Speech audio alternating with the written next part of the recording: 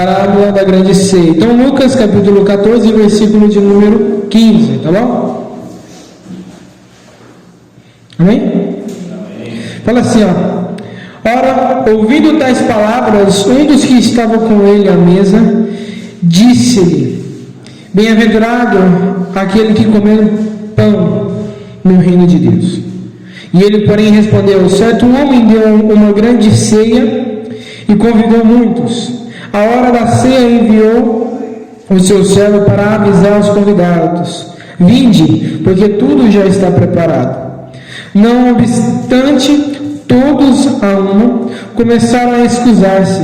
Disse-lhe o primeiro: comprei um campo e preciso ir vê-lo. Rogo-te que me tenhas por excusado. Outro disse: comprei 5 juntas de bois e vou experimentá-las. Rogo-te que me tenhas por excusado. E outro disse: casei-me e por isso não posso ir. 21. Voltando o servo, tudo contou ao seu senhor. Então, irado, o dono da casa disse ao seu servo: sai depressa para as ruas e becos da cidade e traz-me para aqui os pobres, os aleijados, os cegos e os coxos. Depois lhe disse o servo: Senhor, feito está como mandaste, e ainda há lugar. Respondeu-lhe o Senhor: sai pelos caminhos e atalhos e obriga a todos a entrar para que fique cheia a minha casa. Porque eu vos declaro que nenhum daqueles homens que foram convidados provará a minha ceia. Amém? Esse aqui é uma palavra que fala sobre a grande ceia, como será no céu. Na verdade, as pessoas pensam que é como será no céu, mas é o que está acontecendo já. Porque a ceia do Senhor, para quem não sabe o que é ceia é festa, né? Ceia é festa, é algo interessante. Porque quando Jesus estava participando da sua última ceia, quando a palavra fala para nós, quando Jesus ele começa a fazer a sua última ceia, ele tira, é uma festa que está acontecendo ali, uma festa, é a Páscoa, então todo mundo está celebrando, está comendo, é uma festa porque está todo mundo se juntando. Aí chega Jesus e começa a falar sobre o sangue e o corpo de Cristo. Se nós pararmos para pensar assim, é uma festa. Porque por mais que está participando da ceia, que é um banquete onde todos nós comemos, todo mundo come, chega Jesus e começa a partir o pão e diz: este aqui é meu corpo, que é dado por vós, comei em memória de mim. Aí chega Jesus depois de novo e pega o suco, fala: esse aqui é meu sangue, que é dado por vós, bebei todas as vezes em memória de mim.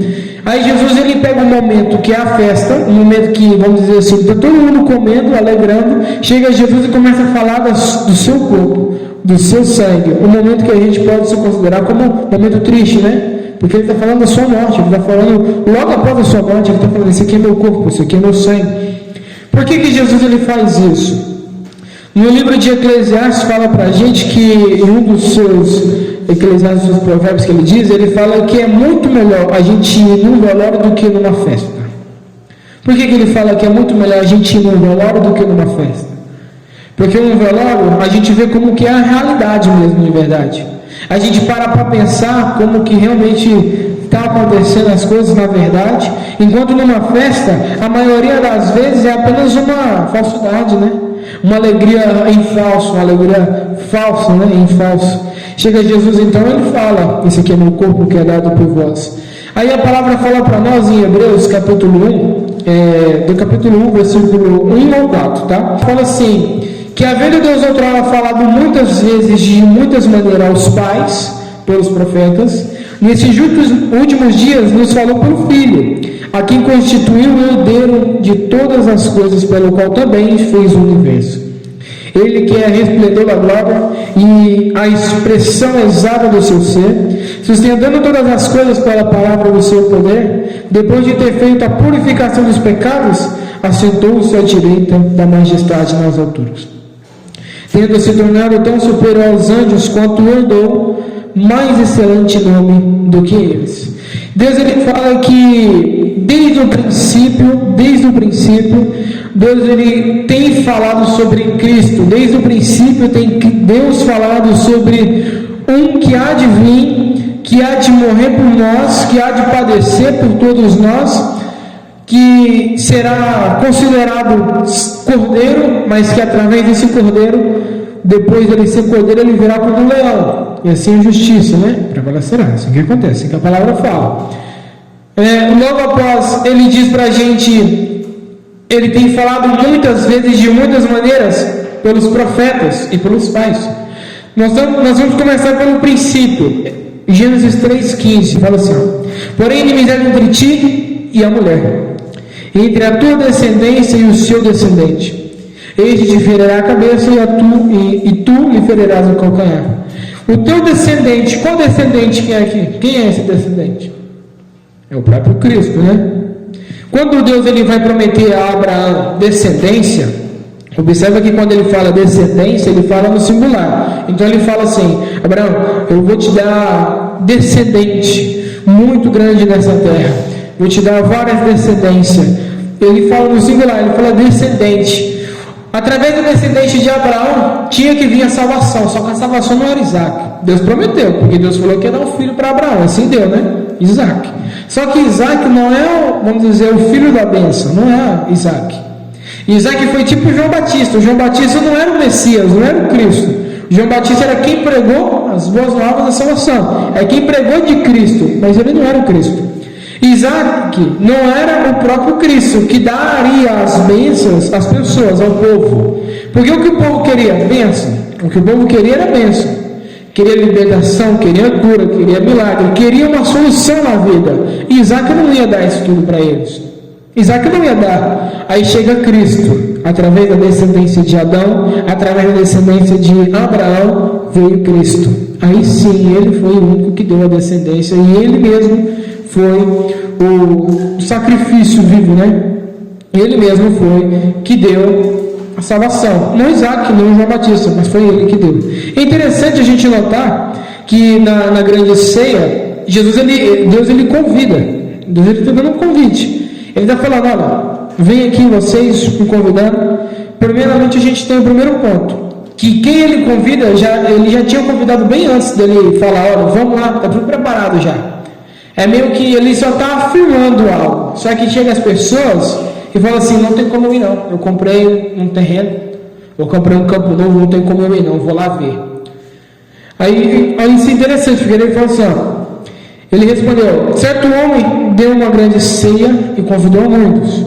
A hora da ceia enviou o seu servo para avisar os convidados: vinde, porque tudo já está preparado. A hora da ceia enviou o seu servo para avisar aos convidados. Os convidados já estavam convidados. Estava todo mundo já convidado. É meio que você vai numa casa, é como se fosse: o irmão Lázaro vem no domingo. Aí eu vou lá na casa do irmão Lázaro saber se ele vem vir no culto domingo. Aí chega ele e fala: não tem como eu ir não. Só que ele já estava convidado para o culto antes. É meio que eu estou indo só para ter uma certeza que ele vai vir realmente. É só falar: não, já que você falou que vamos, vamos lá. E eu vim buscar você para nós irmos. É a mesma maneira. Eles foram lá convidar os convidados, que já tinha sido convidado. Então eles já disseram que vai. Já disseram que vamos. Eu estou lá com você. Chegou o servo, disse: vamos lá. Já está tudo preparado. É o que Deus fala para a gente. Cristo ele convida nós aqui a estar com Ele, a caminhar com Ele, como foi falado aqui já, a participar do jejum dele. E Ele diz: já está tudo preparado para você. Só que aí você vai falar assim: eu comprei um campo, não tem como eu ir não. Excusar-se, né? Excusar-se, aqui fala: seja de mim excusado. Excusado como que a gente pode dizer? É uma desculpa falsa. É onde ele está dando desculpa, sabe aquelas desculpas que a gente fala, isso é uma mentira. É esse tipo de desculpa que eles estão dando. Porque aqui fala para nós assim, ele fala: disse o primeiro, comprei um campo e preciso ver. Você comprou algo sem ver antes? Tem como você comprar algo sem ver? Hoje tem, né? Mas antigamente, para quem é mais duro ainda, tem como você comprar um terreno, um campo, sem ir lá ver primeiro? Se o campo é bom, você fica no lugar bom. Se o terreno é bem para mim ir, tem como? Porque se até os espiões lá, quando Moisés ainda era vivo, Deus mandou espias até Canaã para ver se a terra era realmente boa, tem como a gente fazer isso? Comprar uma terra sem eu ter visto primeiro? Então é uma mentira. Aí é onde a palavra fala para nós, né? a palavra fala para nós sobre essa primeira algo aqui. O primeiro ponto que a gente tem a notar é que primeiramente Deus honra os homens, pois Deus ele fala, olha, está tudo preparado, vamos lá. Então Deus ele honra os homens, não é através das suas obras, porque em Efésios fala para a gente que isso vem por meio da fé, a graça, a salvação ela vem através da graça, e a graça vem através da fé, não por obras, porque se a fé ou a salvação fosse por meio de obras, a palavra mesmo fala que todo ser humano ia se gloriar. Então o ser humano ia se gloriar demais. Eu faço isso, você não faz. Eu sou crente, você não é. Eu sou salvo, você não. Então as pessoas iam se gloriar. Então entenda que a salvação, ela não é por obras, é pela graça. E a graça é a fé. É acreditar e obedecer. Porque a fé sem obra ela é morta. E a obra sem fé também ela é morta. Então, não adianta. Então, primeiramente, Deus honra os homens. E segundo, isso é muito interessante, que Deus honra os homens, no primeiro. E o segundo é que o Evangelho ele é de graça. Porque ele diz aqui, ó. Ele diz no versículo 17, vinde, porque tudo já está preparado. A sua vida, quando você decidiu entrar e confiar no Senhor, a sua vida agora é dele. Então tudo já está preparado para você. O caminho que você tem que viver, está tudo preparado. Só que tem um problema. Isso aí acaba a gente falando agora. Estava tudo preparado. A ceia do Senhor já estava tudo preparada. Aí chega o servo aqui e diz assim, aí disse assim, o primeiro, comprei um campo, preciso ir vê-lo. Você não estava compromissado aí lá na ceia do Senhor? Você não estava compromissado a entregar a sua vida a Deus de verdade? Aí chega na última hora, você diz assim, eu comprei um campo, não tem como eu ir não. Então o que Deus mostra para nós? As pessoas estavam procurando se livrar da obra de Deus. Estava querendo começar a fazer com suas próprias mãos. Então o primeiro, ele estava olhando o dinheiro, o terreno, a casa, o terreno. Ele está olhando o terreno. Porque ele está olhando e falando assim, olha, eu tenho um campo que eu acabei de comprar, não tem como ir lá não. Então o que você está olhando? É o bem material. Se você não está, se você falou que ia na festa, você falou que ia na ceia do Senhor, você falou que ia entregar a sua vida ao Senhor, só que chega nesse momento você fala, não tem como eu ir, pois agora tem um campo à minha espera. Você está se importando mais com os bens terrenos do que com os bens do céu. Aí chega o segundo é interessante, o segundo fala assim, comprei 5 juntas de bois, eu vou ali experimentá-los. Ele está agora, dessa vez o outro, o passado, o primeiro, ele está envolvido com a questão do material, e o segundo, com a questão do trabalho. Eu comprei 5 juntas de boi, vou ter que ir lá experimentar. Trabalhei tanto para conquistar isso aqui, para trabalhar, vou lá. O que Deus ele fala, que muitos se preocupam com o trabalho terreno, mas o trabalho do céu, cadê? Não preocupa, está difícil. A responsabilidade, né? Então muitos não estão, esses dois aqui, não têm responsabilidade nenhuma de ir para a ceia do Senhor, nenhuma. Então se nós hoje, Deus está falando conosco, que nós estamos sentindo no coração a responsabilidade de estar com Cristo, estar na casa dele, então vamos fazer, né? Vamos fazer. Aí o versículo 20 fala, casei-me, e por isso não posso ir. Outra desculpa, mas essa aqui foi pior do que os outros, né? Porque casei é só levar a esposa, né? Leva a esposa. Só que casei, não posso ir. Muitos estão dessa maneira. Então, o que a palavra está nos mostrando é que para algumas pessoas hoje o importante é o terreno. Mas para as pessoas que se importam mais com o terreno, conforme o 24 disse, declaro que nenhum daqueles homens que foram convidados provará a minha ceia. Isso é o que o Senhor nos fala. Porque se o Senhor te convidou e você disse que ia, o Senhor preparou tudo. Chega no momento você fala, Senhor, não quero mais não. Deixa eu fazer isso aqui porque eu estou vendo que está fácil para mim, está facilitando mais esse lado aqui. O Senhor mesmo diz, eu declaro que nenhum daqueles homens que foram convidados provará a minha ceia. Só que o Senhor, ele vai e pega pessoas que não foram convidadas, que não estavam nem no convite, não sabiam nem o nome. Aí Deus fala assim, olha isso aqui é interessante, porque o rei sabia onde ficavam os coxos, ficava o cego. Igualzinho Deus sabe onde fica todos e tudo. Deus sabe onde fica as pessoas que não querem servir Deus sabe onde fica os coxos, os cegos, as pessoas que fingem de surdo, que fingem de cego. Deus sabe onde fica cada um. Aí o Senhor vai e manda assim, o Senhor fala assim, aí fala assim, no 21. Tudo contou ao seu servo. Aí ele fala assim, então irado o dono da casa disse ao seu servo, sai depressa. para as ruas e becos da cidade e traz para aqui pobres, os aleijados, os cegos e os coxos. Na cidade tem sempre pessoas assim, né? E nessa cidade, pessoas desse jeito não tem valor nenhum para as pessoas, né? E principalmente sendo um rei, ele, no papel de rei aqui, como ele está falando na parábola, sendo um rei, as pessoas entendem e começam a pensar que sendo ele um rei, a única pessoa que tem que estar ao lado dele são os burgueses, né? Quem tem dinheiro, quem tem dinheiro apenas. E quem não tem, fica lá embaixo.